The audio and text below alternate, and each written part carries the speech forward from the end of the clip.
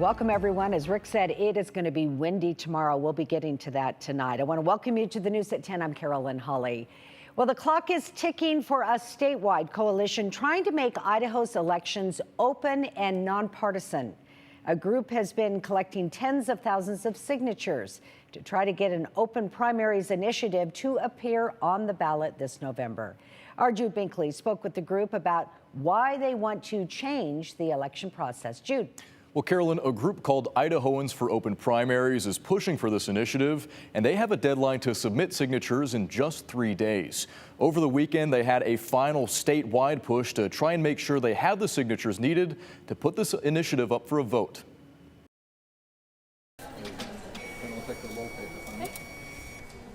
Idahoans could likely have another big decision on Election Day this November with the Open Primaries initiative in its final push to appear on the ballot. We all want to bring an end to the closed primary, which has just shut far too many people out of the political process. Idahoans for Open Primaries launched the initiative in August to make Idaho's general elections open and nonpartisan.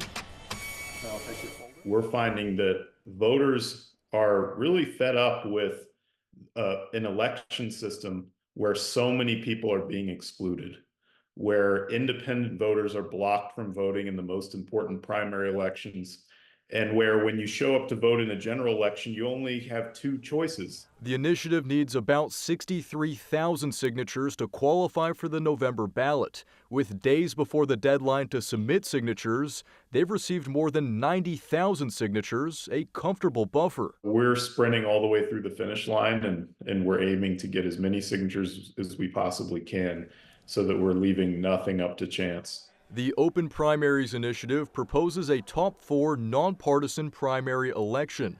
All candidates, regardless of party, would participate in a single primary election. The top 4 vote-getters would advance to the general election, which would go into an instant runoff, also known as ranked choice voting.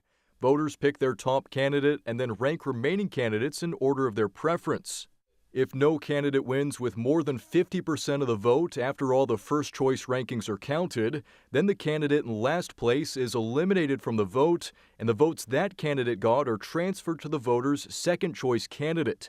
That process goes on until one candidate gets at least 50% of the vote, and they're declared the winner. And that's really important because a lot of people right now feel like when they vote, they're throwing their vote away, and they don't really feel like they have a real voice. This ranked choice voting process means that every voter is far more likely to have a real impact on the election. And next up, the group will turn the signatures into the counties and eventually the Secretary of State to have those signatures verified. And Carolyn, if this does make the ballot in November, it would need a simple majority to pass. All right. Well, thanks for the update on that, Jude. Appreciate it. Moving